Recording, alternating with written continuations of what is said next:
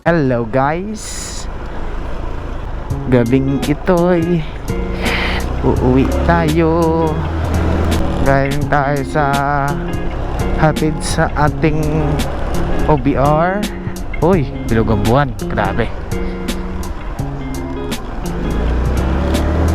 Bilog na bilog na bilog na bilog ang buwan.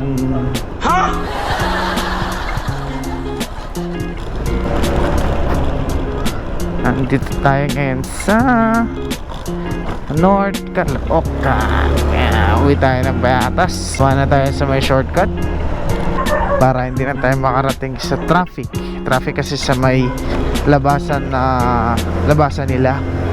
So hindi na tayo dadaan para hindi na tayo ma-traffic. Although itong lugar na to is madaming humps, pero all goods pa din. Carry lang naman. Hindi naman tayo sasakyan, motor tayo.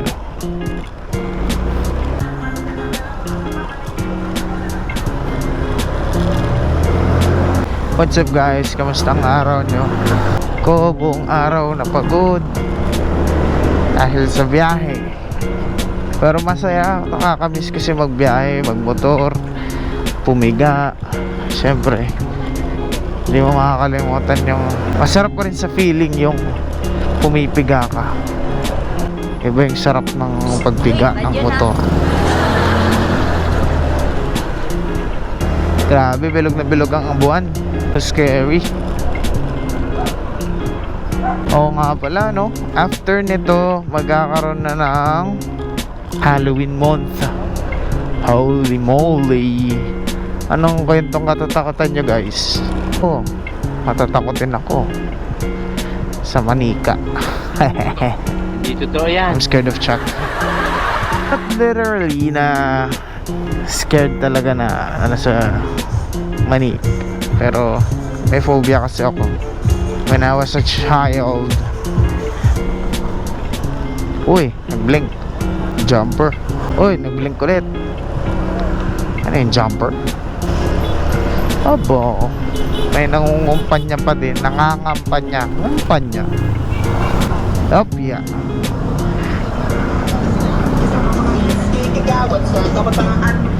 Alam mo, pansin ko sa lahat ng jingle ng mga tumatakbo, puro mga rap. Ewan ko ba sa mga yan. Eto na, traffic na. Uy, may kamag-anak tayo. Si Israel. Nahirap sumingit. Grabe traffic talaga to. Yung ginawa nilang traffic. Hindi tayo makalusot. Dapat inunahan na natin to kanina. Bagal na ito. Kaya na lang tayo magkita-kita. Kakat na natin to. Yo! Andito na tayo sa Maluwag. At nakalabas na tayo sa trapiko. Ewan ko lang dito may traffic pa. Sana wala na. Kasi kung mayroon pa, wala. Kakat ulit natin ito. Alam mo na, inis ako kasi ang bagal ng biyahe ko ngayong araw. Sabi kasi ang daming mga sagabal sa daan, ang daming mga walang helmet, kailangan ingatan, mga ganyan. Tiyan ako yung mga yan, nakikipagsabayan yan sa gitna.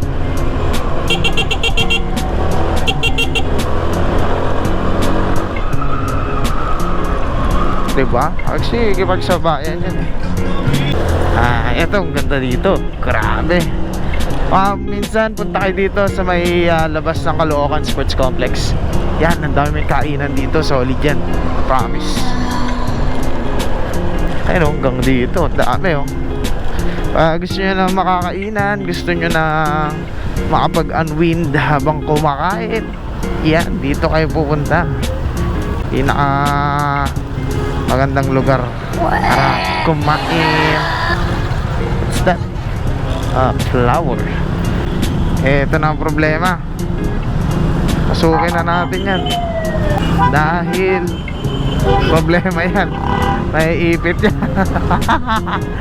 Pilitin na natin kasi ayan oh, hanggang ngayon, hanggang dyan yan.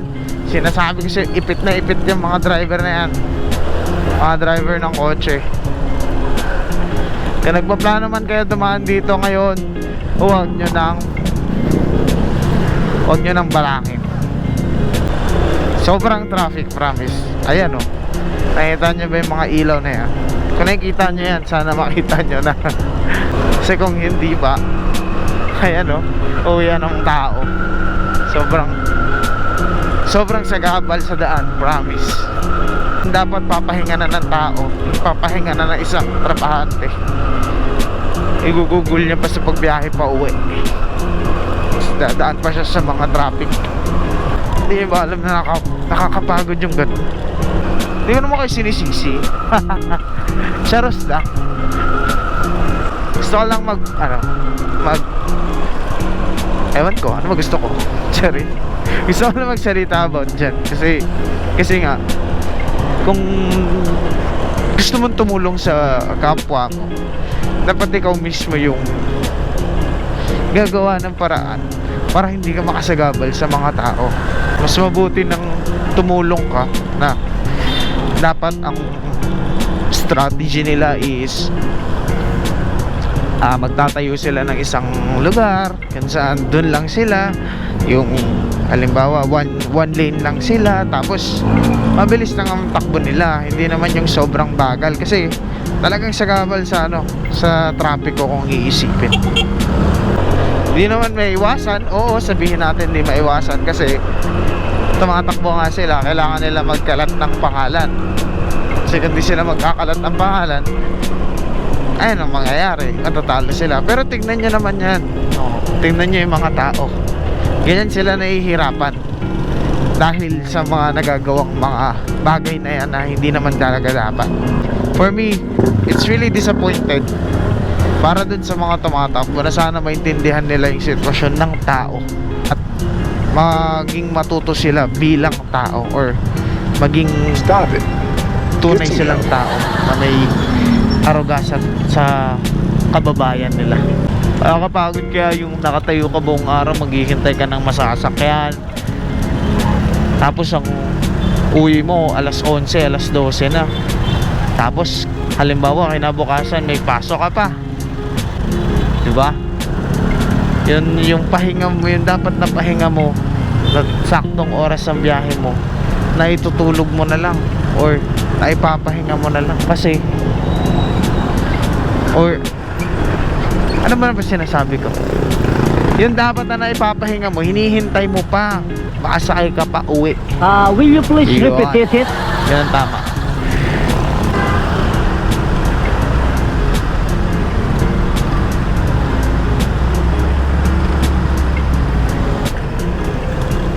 So, sabi ko nga last time, we are planning to go to Baguio using our new motorcycle, which is name niya is si Diva.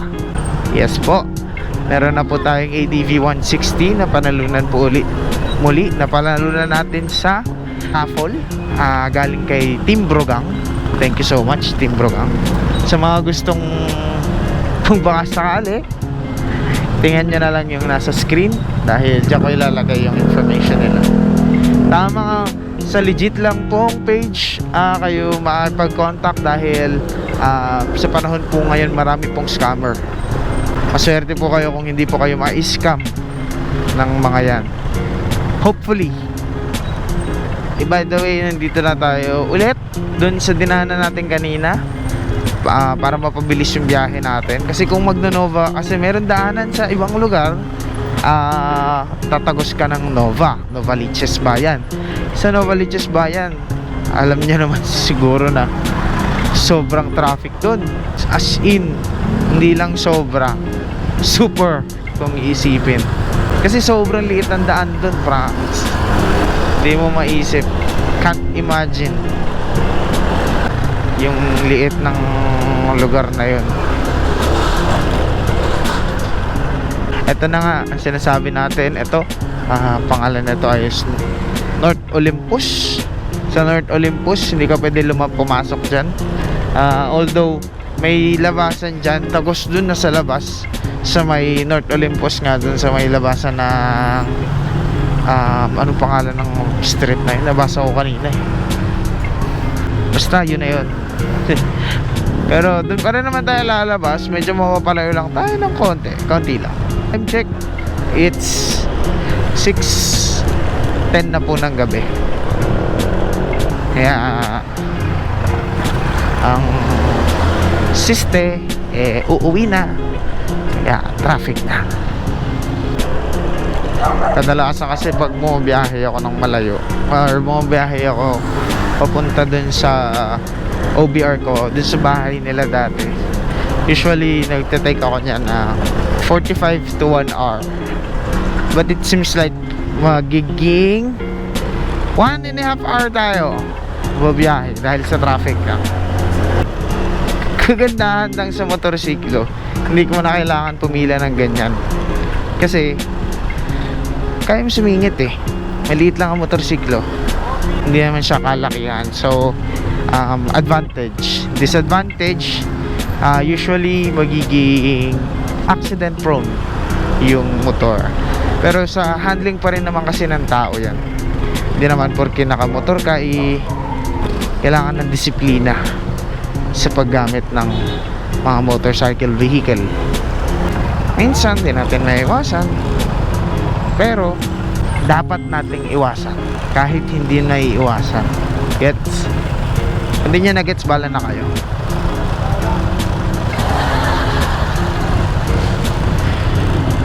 Ako'y medyo pagod na at antok. So pagdating natin sa bahay, tulog na tayo. Yun lang, Lodi. Sumabit pa nga. Hop, yeah.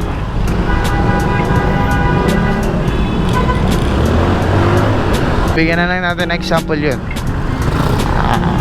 Reckless driving, yun yung magiging kalalabasan nun. Kasi siya yung nakabangga, siya yung nakahasagi na hindi siya tumitingin. Although din, sabi ko nga rin kanina, hindi may iwasan, pero dapat iwasan. Laging presence of mind, laging sukat. Kumbaga, kaya nga tayo nagkakaroon ng lisensya kasi ito tinatawag na pribilehiyo ng bawat tao, na ikaw ay privilege ka na mag-drive ng motorcycle kasi marunong ka, nag-aaral ka, natuto ka. Ngayon sa tao na lang ang problema kung gagawin mo sa sarili mo. Lalim na. Hindi ko nakita yun kaka-problema na naman ng motor natin. Pangit lang dyan sila nagsasakay kung saan yung intersection. Kakainis lang. Ay, nakakapagod na araw. Time check, 6:31. Nakaka 30 minutes na tayo ng biyahe. Sama na yun sa traffic. So usually sabi ko nga diba mga 45 nakakabiyahe na tayo. Nag-start tayo bumiyahe 6 o'clock. So 6:30 na, so 30 minutes na tayo kasama na yung traffic. So hindi ko naman kaya takbuhin ng 15 minutes yung mula dito hanggang sa Litex, di ba? Pero kakayanin naman. Hindi na nga lang 15 minutes. May time na ayan, hindi na tayo nakahabol. Sayang. Tayo na lang naman natin to. So, ayun na nga. Nakalabas na tayo sa stoplight. Oo. Dito na tayo pababa. Malapit na tayo makarating sa ating uuwian. Ito pala yung daanan ng Sabarte. Diretso to. Dire-diretso lang to hanggang makarating tayo ng Commonwealth. Yo. Palusot tayo.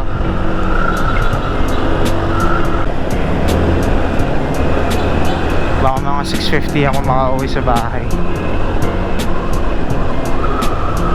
Sana mas maaga. Mas kailangan ko maaga umuwi. Nakakaantok ako.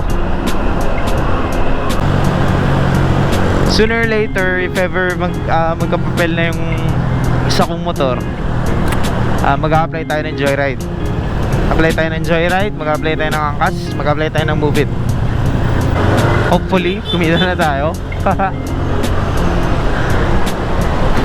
To be honest, I want to pull up a business, pero not yet, kasi wala pa akong enough budget para mag-open ng business. I have plans, many things to do with some projects. Hopefully, matupad ko yung mga pangarap na yan. Sana matupad talaga. By the way, itong Dahlia na to, if ever na gusto nyo umiwas ng traffic doon, dito kayo dadaan. Kung nakita nyo yung previous video, makita nyo to, na kumanan tayo, tapos kakaliwa tayo dito sa part na to. Yeah. If ever na gusto nyo lang dumaan, kasi this is the one of the best way na pwede mong daanan if ever na nagmamadali ka, hindi mo kayang mahintay yung traffic doon. Ito yung daanan, sulit na sulit. Yeah. Puro yan lang naman makikita mo dyan. Makakapunta ka dito sa intersection na to, pero ito walang ano to, stoplight. Kanya-kanyang lusot to. After dito, pag nadaanan mo na yung lahat, kakaliwa ka naman dito. Kasi palabas ka na nga ng Commonwealth Avenue. Yun. Tapos check account, check. Yun, dito tayo. Yan. Tapos kili tayo sa may wrong bicycle. Tapos konti lang, lusot. Then tada! Ito na yung traffic na makikita nyo. Although hindi naman siya sobrang traffic na yan, kasi nagkaka-traffic na lang yan dahil sa ayan, congestion. May pumapasok papunta rito. Yun. Tapos may mga lumalabas, kaya nata-traffic sila. But still, enough pa rin yung lugar na yon or yung part na yon para makapag ano ka. Ayoko nang nata-traffic ako. Hanggat maaari dadaan ako sa mga long way para lang makalabas agad or makapunta sa lugar na sino ba gusto mo ay traffic. Siguro may gusto lang may traffic yung mga long distance relationship. Experience that, promise. Kung sinasabi mo.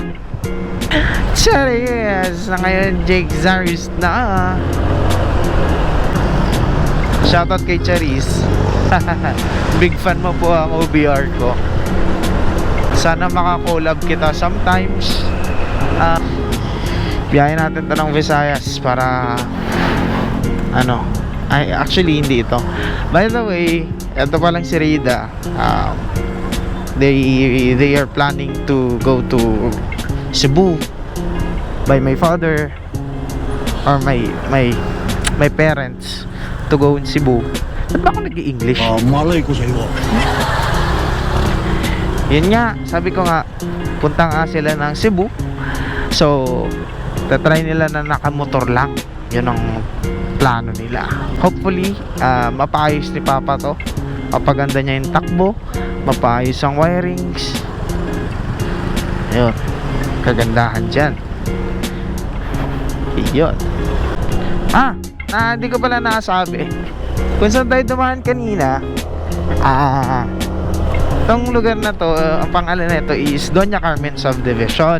Ito yung pinaka mabilis na daanan para makalabas ka ng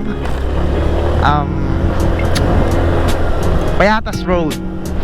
Kasi kung hindi ka pupunta kay Doña Carmen, wala nang ibang U-turn slot na malapit dito na papasok papuntang Litex. The easiest way and the best way is etong Doña Carmen. So if ever galing kayo ng SM Fairview, tapos uuwi kayo dito, instead na pumunta kayo ng Sandigan, pwede na kayong dumaan dito at ang labas nyo ay Payatas Road din.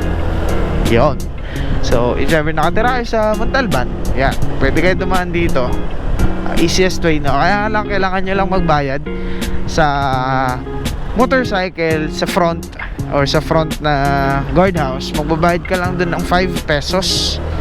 If ever na kotse ka, magbabayad ka ng 20 pesos. Then after that, meron pa ditong isang guardhouse. Sa motorcycle, libre na yon. Pero sa sasakyan, sometimes naniningil sila, sometimes hindi rin. So depende lang yan sa trip nila. Usually pag umaga, gaano sila eh, naniningil sila eh. Ayan na nga. Ito, pinakapangit lang dito is if ever napalabas ka. Kasi kung nakikita mo yung guardhouse na yan, 10 pesos yan, motorcycle. Unfair kung iisipin, kasi alam mo naman, napakalaking tulong na ng 10 pesos kung iisipin mo lang, no? Masasayang lang sa guardhouse, diba? Although this is a private place, private or like a subdivision, pero be considerate din, kasi lagi na siya nadadaanan, diba? Gugulangan mo pa yung mga tao na naghihirap or bumabiyahe ng pagkalayo-layo, tapos kumikita ng sa mo dadamputin ng 10 pesos, diba? Isa lang kasi ang daan dito, isang diretso lang, which is ito. Paglagpas nyo dun sa pinakahuling guardhouse, ito na yung makikita nyo. Dito na kayo lalabas. Yan, yan, sa gilid ng Iglesia ni Cristo. After nyan, if ever pupunta ka ng Litex, kakanan ka. Kung pupunta ka ng Montalban, kakaliwa ka. So pupunta tayo ng Payatas B, sa may lupang Pangako. So papuntang kaliwa yun, so kakaliwa tayo. Iyon, ang dulas ng lugar doon. Lagi ako nadudulas eh. I mean, yung motor ko nadudulas lagi doon. So yun lang, salamat, maraming salamat sa pakikinig ng ating kwento. Lobat na rin tong ano ko, so lobat na rin tayo. So bye-bye na muna. Please like and follow. Keep safe, I'm safe. Don't forget to smile. Peace out.